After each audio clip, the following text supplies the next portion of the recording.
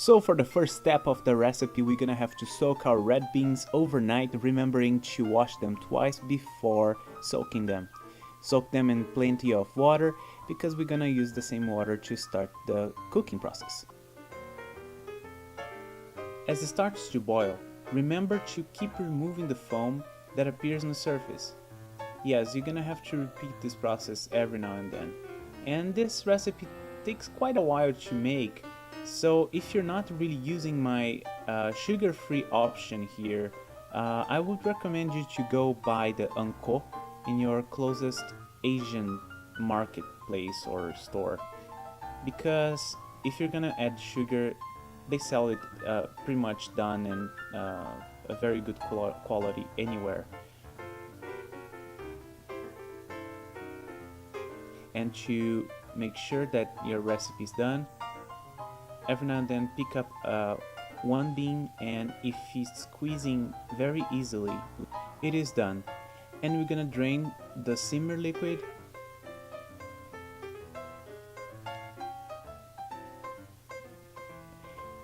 and return them into the same pan,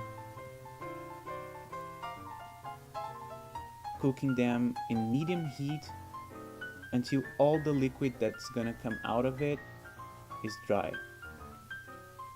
Remember to keep smashing the beans until they form a more consistent paste like this. And you're done cooking the beans. You can use this paste as rough as it is, but for the sugar-free version, I would recommend you to blend or process this until it's thinner so it holds its shape better. For the first part of the bread recipe, I do recommend you to proof your yeast. If you don't remember how, just click on the link and go to the first video and watch it again, okay? While waiting for the yeast to proof, you can start by adding your pre-sifted whole wheat flour to your mixing bowl, some salt, one large egg, the butter, and for this recipe I'm using the dough hook attachment, but you can mix it by hand if you feel like it. Don't forget your 1 tablespoon of Black Chia Seeds. Add the proofed yeast solution, and we're gonna beat it in low until it starts to get incorporated, and after that you can beat it on medium high. Don't forget to stop every now and then and scrape the bowl just to make sure that all the flour and dry ingredients are incorporated. After fully incorporated, if your dough is not in the right consistency, add small amounts of water or flour as needed. And after 10 to 15 minutes, your dough should be forming a membrane like this, meaning that a thin membrane means that the gluten development is in 100% and it's done. And because we kneaded this dough on the machine, we're not going to be kneading by hand.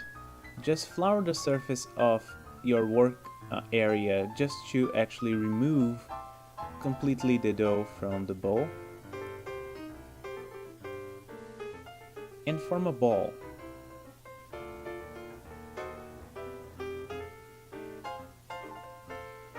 Light grease a small bowl and place the dough inside of it. My kitchen was a little colder than usual, so it took me an hour and a half to actually get the 2.5 times the volume of dough. But after it's done, all you have to do is to roll the buns. And I have to admit, this part of the process is not as nearly as lengthy as I expected. If you cut the dough in strips like this, it really helps when you're measuring the balls of dough for each bun. Flour your hands. I do recommend you to use a scale to keep a consistent size throughout the recipe.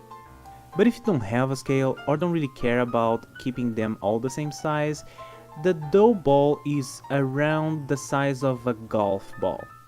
But if you do have a scale and want to keep them the same size, they should measure around 70 grams of dough. Roll them up very well and try to not keep them touching each other so they don't stick. And after the first one, you only have to repeat the process 11 more times. Before you stuff them with unko, I recommend you to let them rest for 15 minutes. Lightly spray a baking sheet with some oil, but not too much. Then for stuffing them, I recommend you to use a small spoon. You're gonna see that the proportion is pretty much the same volume of unko for the same volume of bun. Then squeeze the bottom together.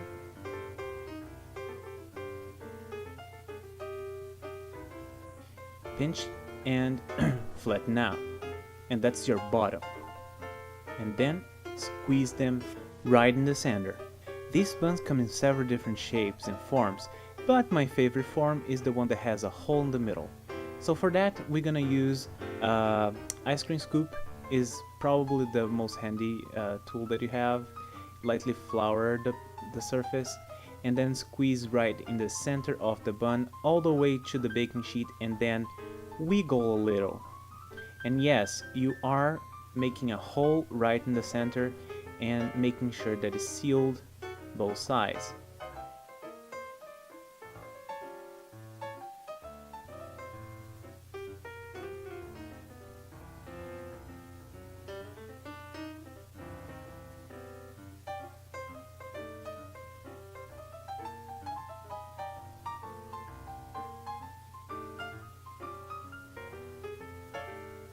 Then just use some egg wash, and for the egg wash I'm using 1 yolk and half a cup of water.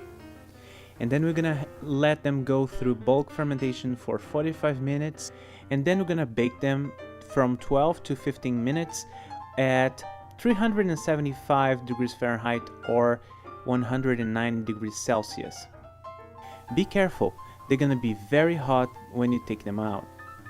You should let them cool on a cooling rack for around 15 to 20 minutes before serving.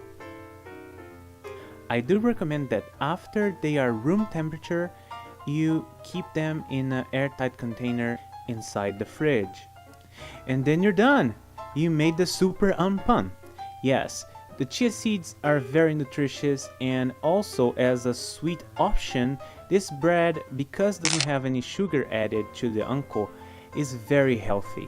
It's a good snack for the afternoon because the beans actually have some protein, making you feel fuller longer so you don't cheat on your diet. You can also fill them up with vegan custard or curry paste.